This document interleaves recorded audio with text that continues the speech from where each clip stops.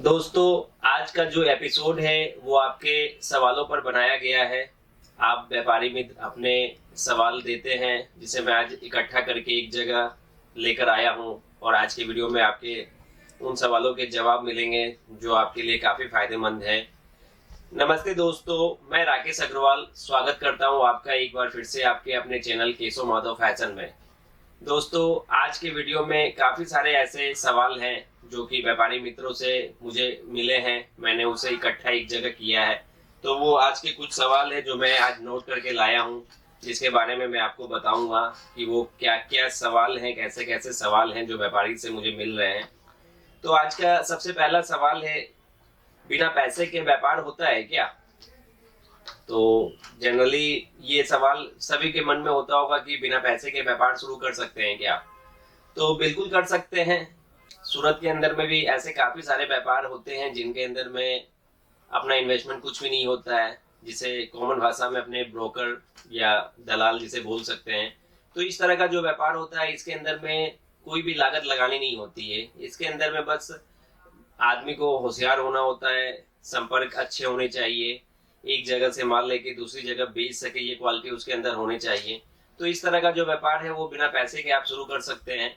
बाकी इस व्यापार पे अगर आपको अधिक जानकारी चाहिए कि इसके अलावा और क्या क्या रास्ते हैं जो बिना लागत के अपने शुरू कर सकते हैं व्यापार, तो उसके लिए भी हम आपको स्पेशल एक वीडियो उसके लिए बना करके देंगे। अगर आप चाहते हैं कि अलग से हम इसके लिए वीडियो बनाएं तो आप कमेंट में जरूर लिखें, कमेंट करें आप इस तरह के वीडियो देखना चाहते हैं या जो भी आपके सवाल हो, जिस मुद्दे पे भी आप जानकारी चाहिए वो मुद्दा आप कमेंट में जरूर लिखें। मैंने हमेशा पहले वीडियो में भी कहा है कि आप मुद्दे कमेंट में लिखें। व्हाट्सएप पे आते हैं लेकिन उनसे क्या और लोग जागृत नहीं हो पाते, कई लोगों की इच्छा होती भी है तो वो भी कमेंट नहीं कर पाते। तो आपके जो भी मुद्दे हैं आप कमेंट में कहें, कमेंट में लिखें, उस मुद्दे पे हम स्पेशल वीडियो बनाएंगे।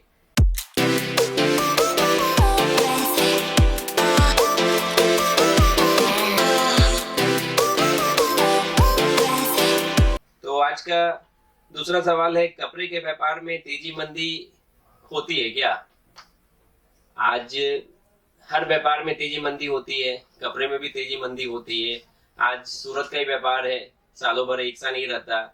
सीजन होती है, फेस्टिवल होती है, उस टाइम ओवरनाइट काम होता है, दिन रात काम होते हैं। और मंदी जब आती है ऑफ सीजन, जिस लगन का सीजन नहीं हो, फेस्टिवल नहीं हो, बारिश नहीं हो, उस टाइम में कोई काम ही नहीं होता, उस टाइम में बिल्कुल लोग बैठे रहते हैं। लेकिन ऐसा हर जगह नहीं है।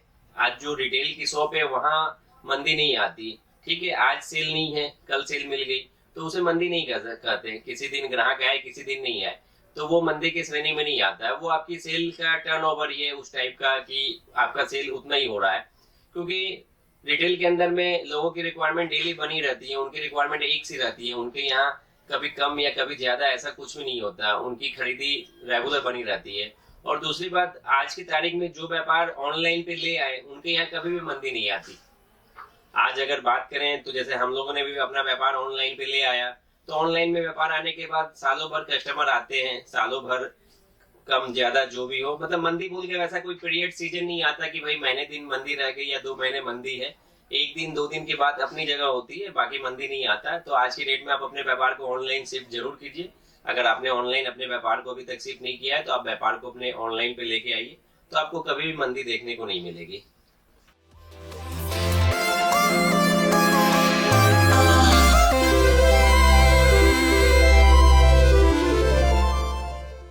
तीसरा क्वेश्चन है, यूट्यूब पे जो व्यापारी बताते हैं हम माल बेचना सिखाते हैं, इस बात में कितनी सच्चाई चाहिए? तो मैं आपको बता दूं, यूट्यूब पे कोई भी व्यापार करना नहीं सिखा पाता। यूट्यूब पे आके वो व्यापार सिखाने के नाम पे आपसे व्यापार कर लेते हैं, आपको माल बेच देते हैं। इनमें इतनी ही सच्चाई है, क्योंकि कोई भी आपको सिखा नहीं सकता। सीखना तो आपको खुद को है। हम आपको रास्ता बताते हैं, रास्ता दिखाते हैं, गाइड कर सकते हैं, लेकिन सीखना खुद को है। आज खाना बनाना कोई सिखा सकता है, लेकिन खाना तो खुद को ही खाना है। वो तो आपके अंदर जो क्वालिटी होगी आप उसके हिसाब से ही कर सकते हैं। तो आज कोई भी यूट्यूब पे आपको व्यापार करना नहीं सिखा सकता। तो जो भी ऐसा बताता है कि आपको हम व्यापार करना सिखाते हैं, तो वो आपके लिए कहीं ना कहीं वो आपको ठगते ही हैं। मतलब आपके लिए वो कुछ नहीं करते, वो अपने लिए करते हैं। तो इस चीजों को आप दिमाग से निकाल दें कि आपको कोई भी व्यापार करना सिखाएगा। व्यापार ठोकर खा के ही लोग सीखते हैं। जब आपको ठोकर लगती है तो आप सीखते हैं।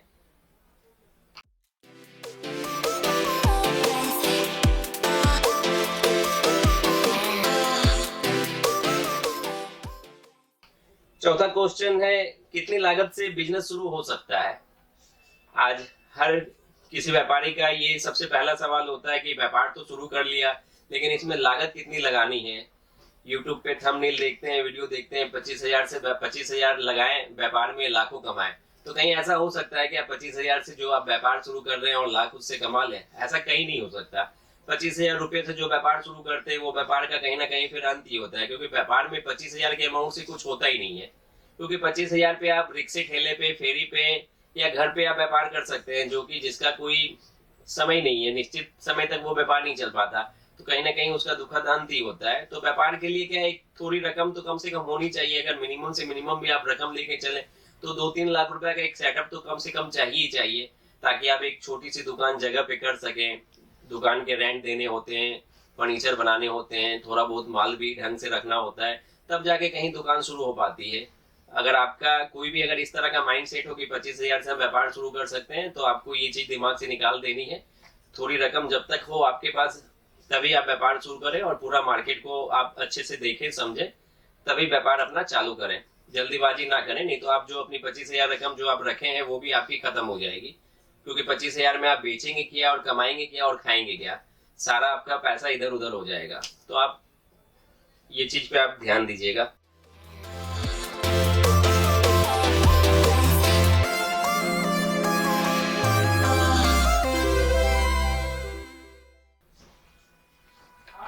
पांचवा सवाल है, कपड़ा कैसे बिकता है? क्या साड़ी बेचना आसान है? तो आपको बता दूं, कपड़ा बिकता नहीं है, कपड़ा बेचना पड़ता है। और वो तब बिकता है जब आप पूरे आत्मविश्वास के साथ उसे दे पाते हैं। क्योंकि कपड़ा बेचने के लिए सबसे पहले आत्मविश्वास होना जरूरी है। कपड़े की क्वालिटी हर जगह एक जैसी मिलती है, हर जगह रेट एक जैसे होते हैं, फिर भी ग्राहक आपके यहाँ ले तो आपके यहाँ ऐसा क्या होना चाहिए? तो आपके पास वो आत्मविश्वास होना चाहिए कि जो आप उसे कपड़ा जब दिखाते हैं, देते हैं, तो वो आपके आत्मविश्वास के ऊपर ले जाता है। आप उसे जब कहते हैं कि भाई ये कपड़ा आपके ऊपर अच्छा लगेगा और ये सारे कपड़ों में आपके ऊपर सबसे ज्यादा अच्छा लगेगा, तो आपके विश्वास से ही वो कपड़ा लेके जाता है। तो सबसे ज्यादा जरूरी है आपके अंदर आत्मविश्वास होना चाहिए, आप ग्राहक को संतुष्ट कर सकें। रही बात साड़ी की, तो साड़ी सबसे इजी ऑप्शन है सेल करने के लिए, क्योंकि साड़ी के साथ में कोई मैचिंग की जरूरत नहीं होती है, कोई साइज कटिंग की जरूरत नहीं होती है, साड़ी लिया और पहना। तो इस तरह से साड़ी सबसे इजी है बेचने के लिए। क्योंकि और साड़ी की जरूरत भी हर किसी को होती है। आज ऐसा कोई घर नहीं हो जहाँ जिसके घर में साड़ियां ना मिले।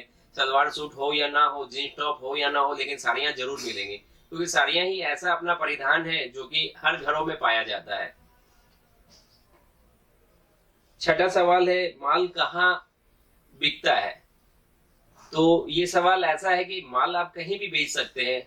जरूरी नहीं है कि आप दुकान से ही अपना माल बेचें। दुकान की जगह लोग ठेला लगा के भी बेचते हैं, पटरी पे भी बेचते हैं, बुटीक में भी बेचते हैं, अपने मिलने जुलने वाले को भी देते हैं, घर से भी बेचते हैं। आप कहीं भी अपने सामान को बेच सकते हैं। ये होते हैं ब्यूटी पार्लर होते हैं, उनमें भी आप सेल कर सकते हैं। तो कपड़े को आप हर जगह सेल कर सकते हैं, उसके लिए दुकान ही हो ऐसा जरूरी नहीं है। और आज के डेट में रिसेल का जो प्रोसेस है वो भी काफी अच्छा है। आप सेमी होलसेल के रूप में भी व्यापार कर सकते हैं। आप एक जगह से माल लें, दूसरे छोटे छोटे व्यापारियों को दे दें, वो खुद वो रिटेल करें। तो इस तरह का जो व्यापार है वो आप अच्छे से कर सकते हैं। रिसेल का व्यापार भी काफी अच्छा है और काफी इनमें बढ़ोतरी हुई है।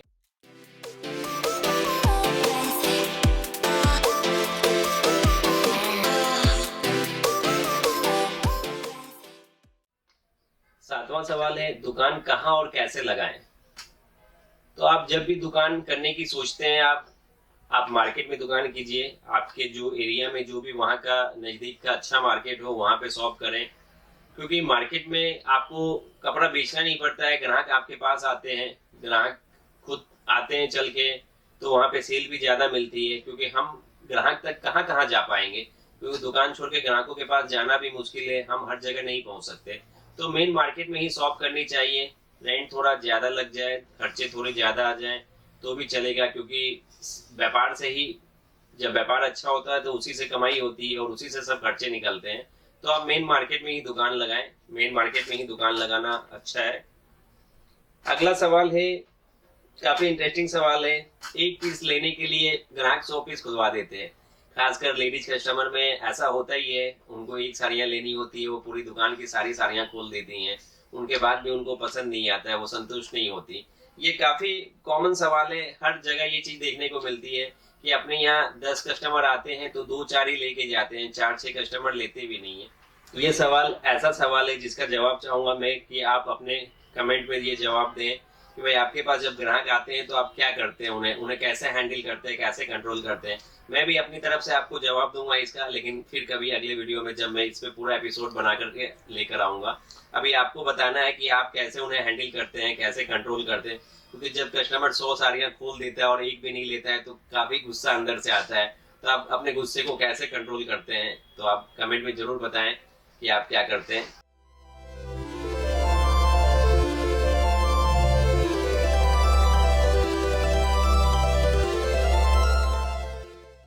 चलते हैं अगले सवाल के ऊपर, परचेज कैसे करना है।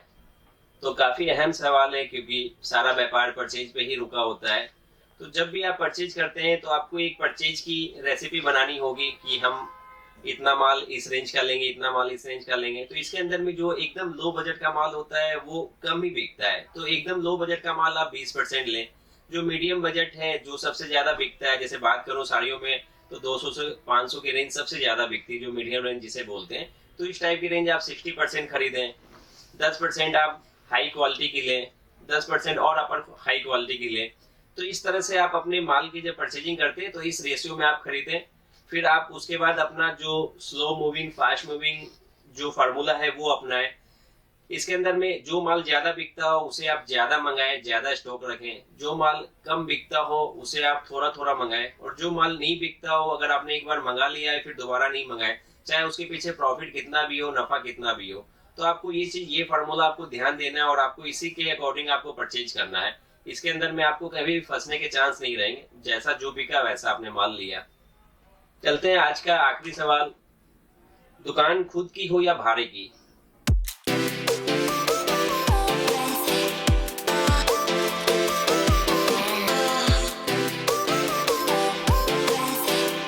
कई लोगों के ये सवाल होते हैं कि दुकान खुद की लें या भाड़े की लें।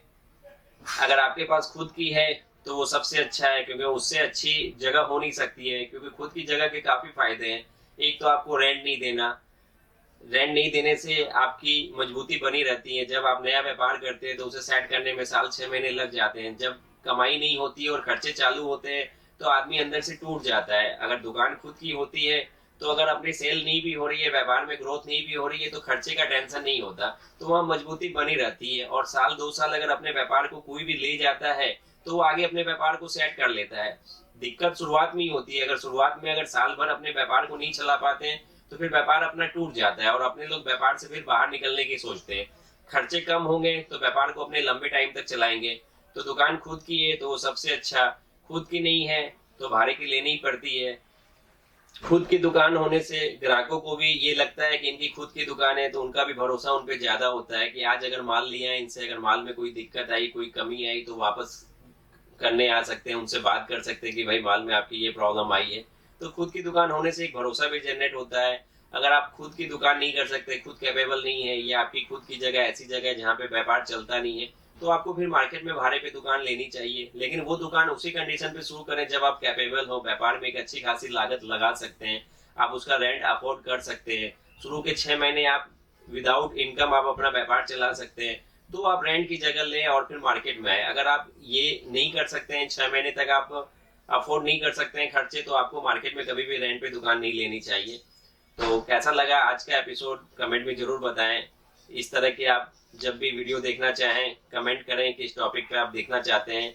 चैनल को अगर सब्सक्राइब नहीं किए तो चैनल को सब्सक्राइब जरूर करें ताकि आपको ऐसे ऐसे जानकारी वाले वीडियो मिलते रहें। तो कैसा लगा आज का वीडियो कमेंट में जरूर बताएं। मिलते हैं फिर अगले वीडियो में, तब तक के लिए धन्यवाद।